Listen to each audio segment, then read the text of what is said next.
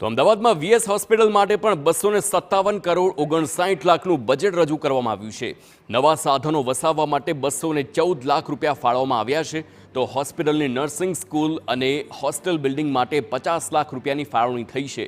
તો હેરિટેજ પ્રકારનું સમારકામ માટે 25 કરોડ ફાળવવામાં આવ્યા અને શેઠ ચિનાઈ પ્રસૂતિ ગૃહના સમારકામ માટે 15 કરોડ રૂપિયા ફાળવવામાં આવ્યા છે।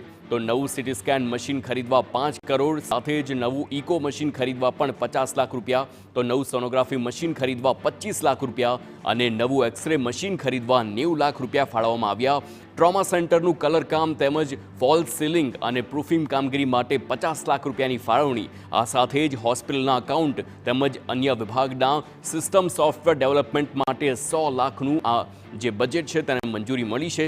નર્સિંગ સ્કૂલના અભ્યાસ કરતા બાળકો માટે 150 લાખ ફાળવવામાં આવ્યા છે।